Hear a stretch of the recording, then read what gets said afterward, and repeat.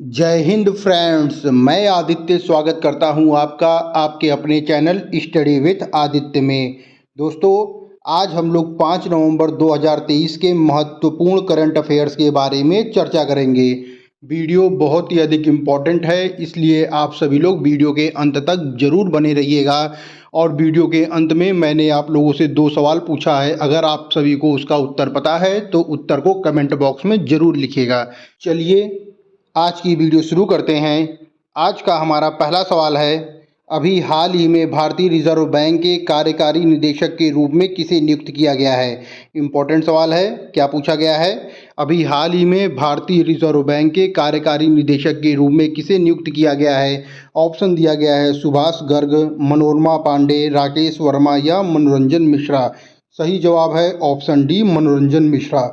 मनोरंजन मिश्रा को भारतीय रिजर्व बैंक के कार्यकारी निदेशक के रूप में नियुक्त किया गया है। प्रश्न बहुत ही अधिक इम्पोर्टेंट है। आइए महत्वपूर्ण बिंदु के बारे में चर्चा कर लेते हैं।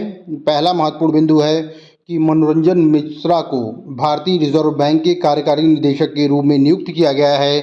दूसरा इसमें महत्वपूर्ण बिंदु है कि वह तीनों विभागों प्रवर्तन विभाग, जोखिम निगरानी विभाग और बाह्य निवेश एवं संचालन विभाग की देखरेख करेंगे। और तीसरा महत्वपूर्ण बिंदु है कि उनकी नियुक्ति 1 नवंबर 2023 से प्रभावी की गई है।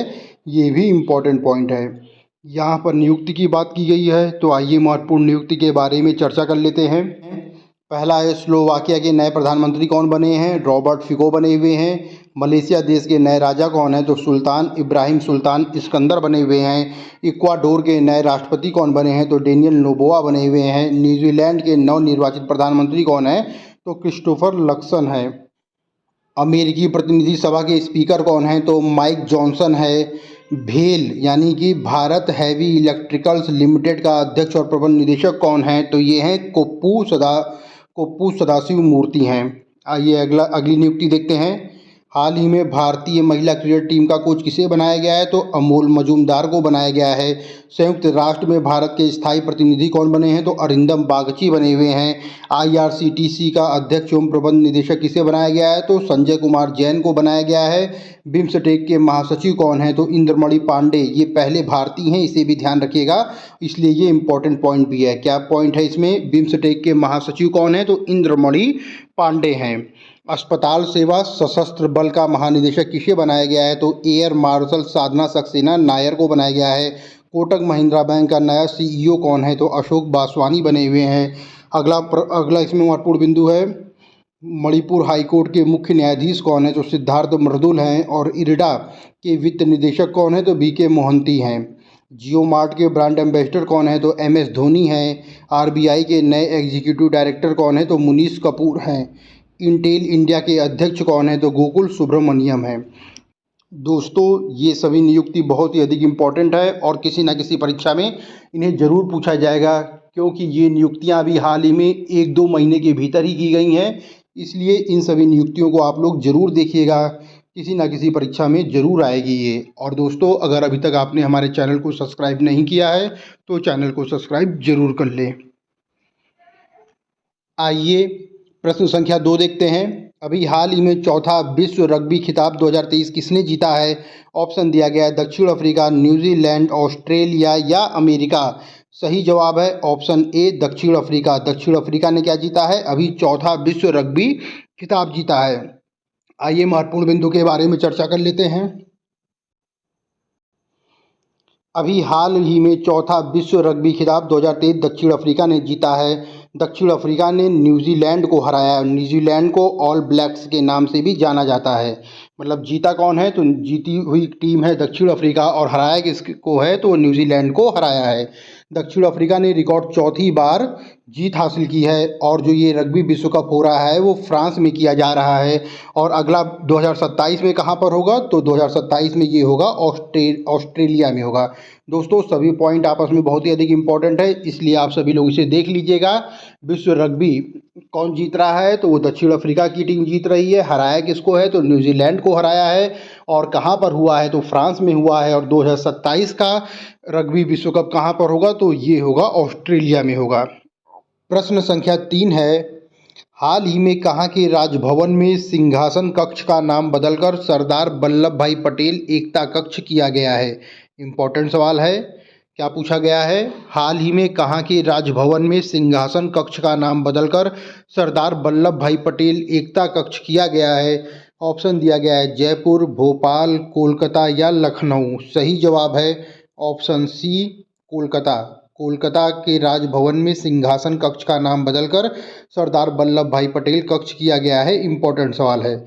आइए अगला प्रश्न देखते हैं। प्रश्न संख्या 4 है, किस देश के द्वारा दुनिया की पहली यात्री फ्लाइंग टैक्सी सेवा को मंजूरी दी गई है? तो इसका सही जवाब है ऑप्शन ए, चीन। चीन के द्वारा दुनिया की पहली फ्लाइंग टैक्सी सेवा को मंजूरी प्रदान की गई है। आइए महत्वपूर्ण बिंदु के बारे में चर्चा करते हैं। चीन के द्वारा दुनिया की पहली यात्री फ्लाइंग टैक्सी सेवा EH216S को मंजूरी दी गई है। क्या नाम है? या नाम भी याद रखिएगा। यात्री फ्लाइंग टैक्सी सेवा का नाम क्या है? सॉरी, EH216-S नाम है। इसमें 2 यात्री सवार हो सकेंगे। इसकी रफ्तार 130 किलोमीटर प्रति घंटा होगी।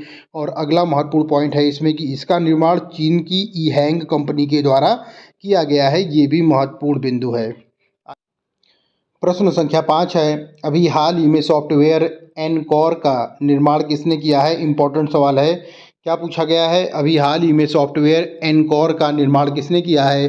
तो इसका सही जवाब है निर्वाचन आयोग ने किया है। किसने किया है? निर्वाचन आयोग ने किया है। आइए महत्वपूर्ण बिंदु के बारे में चर्चा कर लेते हैं।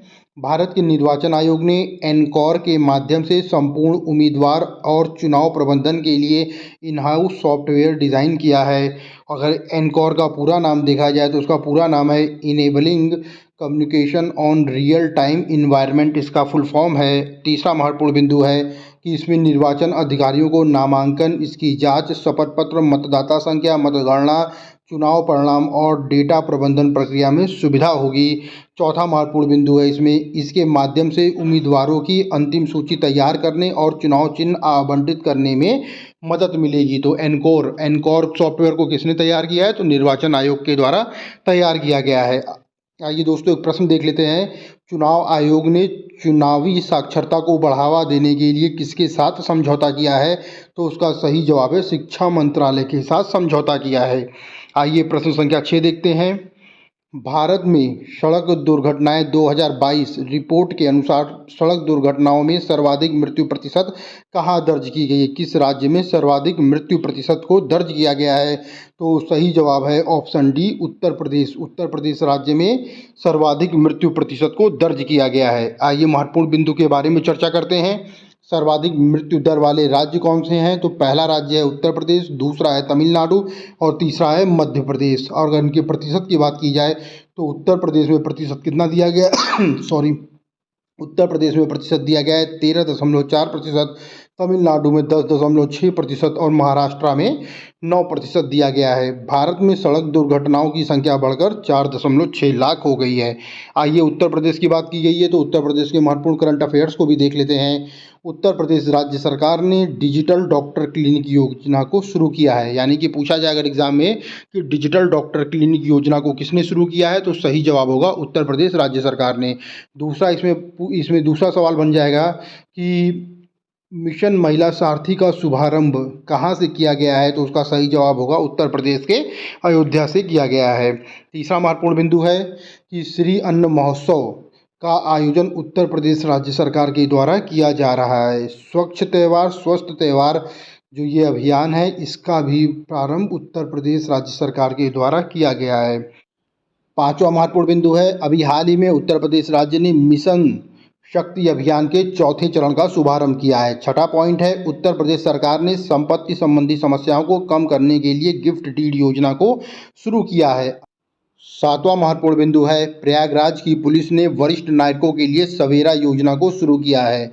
और अगला महत्वपूर्ण पॉइंट है इसमें, उत्तर प्रदेश सरकार ने मुख्यमंत्री कन्या सुमंगला योजना की राशि को बढ़ाई है। पूछा जा सकता है एग्जाम में कि कन्या सुमंगला योजना की राशि को किस राज्य सरकार के द्वारा बढ़ाया गया है?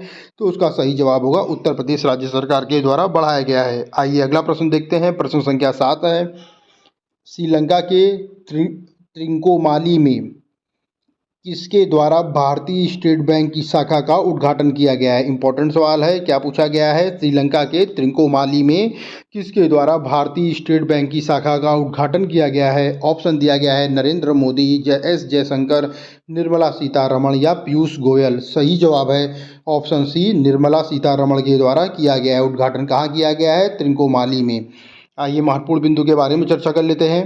केंद्रीय वित्त मंत्री निर्मला सीतारमण के द्वारा श्रीलंका के त्रिंकोमाली में भारतीय स्टेट बैंक की शाखा का उद्घाटन किया गया है। और जब ये शाखा का उद्घाटन किया गया तो वहाँ कौन कौन मौजूद थे? तो दिनेश खारा, भारतीय स्टेट बैंक के अध्यक्ष, श्रीलंका में भारत के उच्चायुक्त गोपाल बागले और श्रीलंका के पूर्वी प्रांत के गवर्नर सेंथिल थोंडामन मौजूद थे। ये तीनों लोग साथ में मौजूद थे।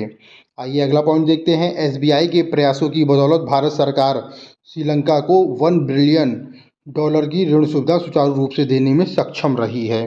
आइए प्रश्न संख्या 8 देखते हैं। किस विश्वविद्यालय को अपना खुद का सैटेलाइट लॉन्च करने के लिए राष्ट्रीय अंतरिक्ष संवर्धन और प्राधिकरण केंद्र ने मंजूरी दिया है? इंपॉर्टेंट सवाल है। क्या पूछा गया है कि हाल ही में किस विश्वविद्यालय को अपना खुद का सैटेलाइट लॉन्च करने के लिए राष्ट्रीय अंतरिक्ष संवर्धन और प्राधिकरण केंद्र ने मंजूरी दिया है? ऑप्शन दिया गया है बनारस हिंदू विश्वविद्यालय, मद्रास विश्वविद्यालय, अलीगढ़ मुस्लिम विश्वविद्यालय या जामिया मिलिया विश्वविद्यालय। तो सही जवाब है ऑप्शन सी, अलीगढ़ मुस्लिम विश्वविद्यालय को मंजूरी प्रदान की गई है। आइए महत्वपूर्ण बिंदु के बारे में चर्चा कर लेते हैं। अलीगढ़ मुस्लिम विश्वविद्यालय ने अपने महत्वाकांक्षी अंतरिक्ष कार्यक्रम पर काम करना शुरू कर दिया है और इसको भारतीय अंतरिक्ष संवर्धन और प्राधिकरण केंद्र के द्वारा मंजूरी भी प्रदान कर दी गई है।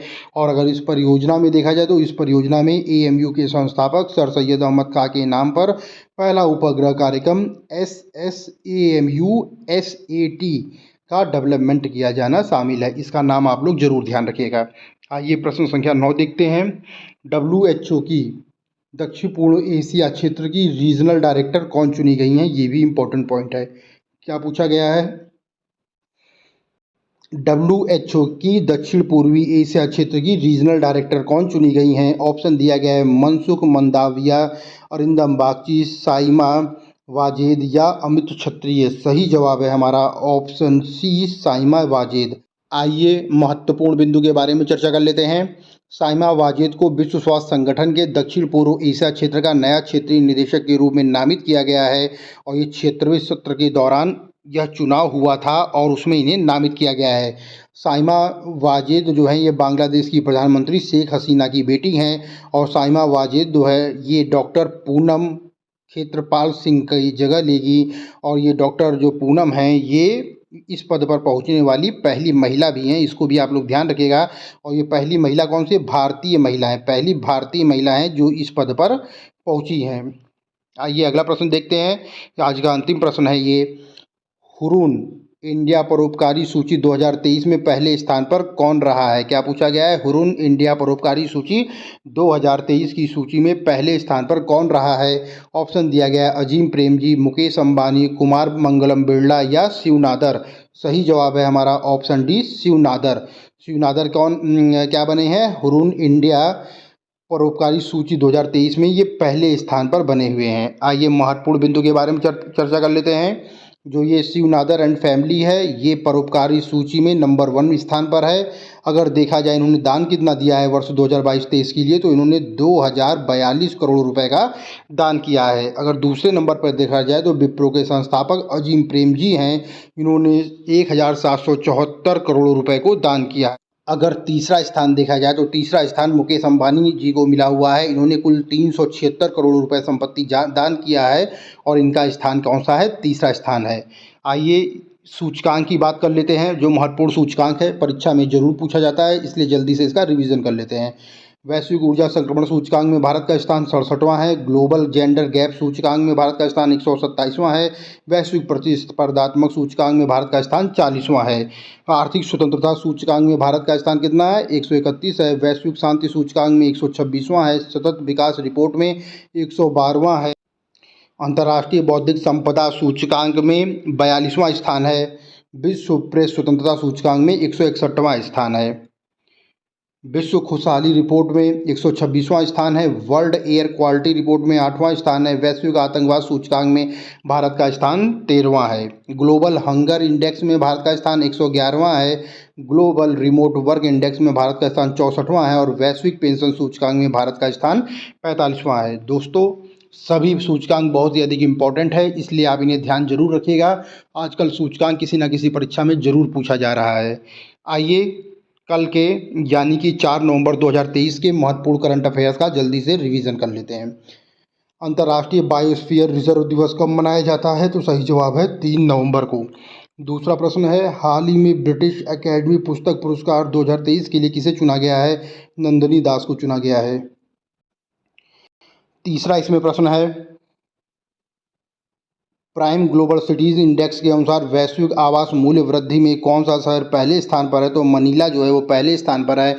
अगर भारत की बात की जाए तो भारत में मुंबई जो है वो चौथे स्थान पर है। चौथा प्रश्न है, हाल ही में कोलिंस डिक्शनरी में वर्ड ऑफ द ईयर 2023 किसे घोषित किया गया है? तो वो AI को घोषित किया गया है। इसका फुल फॉर्म होता है आर्टिफिशियल इंटेलिजेंस। पांचवा सवाल है, हाल ही में मुख्यमंत्री मत्स्य संपदा योजना को किसने मंजूरी दिया है? तो उत्तराखंड राज्य सरकार के द्वारा मंजूरी प्रदान की गई है। फीफा पुरुष विश्व कप 2034 की मेजबानी कौन सा देश करेगा? तो सऊदी अरब के द्वारा की जाएगी। सातवां प्रश्न है, हाल ही में भारत ने किसके विरुद्ध वनडे विश्व कप इतिहास में अपनी सबसे बड़ी जीत हासिल किया है? तो श्रीलंका के खिलाफ जीत हासिल किया है और कितने रनों से? 302 रनों से जीत हासिल किया है।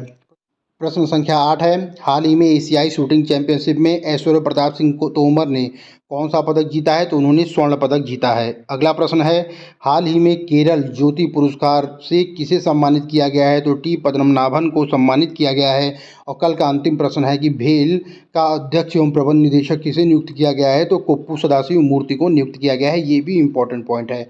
आइए दोस्तों, अब कल के 2 प्रश्न देख लेते हैं जो पूछा गया था। कल का पहला सवाल था, हाल ही में हार्वर्ड लॉ स्कूल ने वैश्विक नेतृत्व के लिए पुरस्कार से किसे सम्मानित किया है? ऑप्शन दिया गया था तुषार मेहता, माइकल डगलस, शक्तिकांत दास या DY चंद्रचूड़। सही जवाब है ऑप्शन डी, DY चंद्रचूड़। ये इनकी फोटो है और ये वर्तमान समय में माननीय उच्चतम न्यायालय के मुख्य न्यायाधीश भी हैं। आइए कल का दूसरा प्रश्न देखते हैं। हाल ही में दिवंगत हुए बिशन सिंह बेदी का संबंध किससे है? ऑप्शन दिया गया है कुश्ती, फुटबॉल, क्रिकेट या बैडमिंटन। सही जवाब है इसका ऑप्शन सी, क्रिकेट से ये संबंधित है। दोस्तों, आइए आज के 2 महत्वपूर्ण प्रश्न देखते हैं। अगर इसका उत्तर आपको पता है तो उत्तर को कमेंट बॉक्स में जरूर लिखिएगा। पहला सवाल है, अभी हाल ही में अरब सागर में बना चक्रवात तेज किस देश से टकराया है? इंपॉर्टेंट सवाल है। क्या पूछा गया है? अभी हाल ही में अरब सागर में बना चक्रवात तेज किस देश से टकराया है? ऑप्शन दिया गया है भारत, पाकिस्तान, यमन या बांग्लादेश। दोस्तों, इसका जो भी उत्तर हो उत्तर को कमेंट बॉक्स में जरूर लिखिएगा। दूसरा प्रश्न है आज का, हाल ही में प्रकाशित India on their minds 8 women's 8 idea of India नामक पुस्तक किसके द्वारा लिखी गई है? ये भी इम्पोर्टेंट प्रश्न है। क्या पूछा गया है? हाल ही में प्रकाशित India on their minds 8 women's 8 ideas of India नामक पुस्तक किसके द्वारा लिखी गई है? ऑप्शन दिया गया है अमृत माथुर, PS श्रीधरन पिल्लई, विपुल रिखी या ऋतु मेनन। दोस्तों, इन दोनों प्रश्नों का जो भी उत्तर सही हो, अगर आपको उत्तर पता है तो उत्तर को कमेंट बॉक्स में ज़रूर लिखिएगा। दोस्तों, हमारी आज की वीडियो यहीं समाप्त होती है। अगर आप चैनल में नए हैं तो चैनल को लाइक करें, शेयर करें और सब्सक्राइब करें, क्योंकि इस चैनल के माध्यम से मैं daily current affairs, weekly current affairs, monthly current affairs, सामान्य अध्ययन और स्टैटिक GK की क्लास लेकर आता हूं, जो कि पॉइंट टू पॉइंट होती है और परीक्षा की दृष्टि से बहुत ही अधिक महत्वपूर्ण होती है। इसलिए अगर अभी तक आपने चैनल को सब्सक्राइब नहीं किया है तो चैनल को सब्सक्राइब जरूर कर ले। Study with Aditya. Thank you friends. जय हिंद फ्रेंड्स।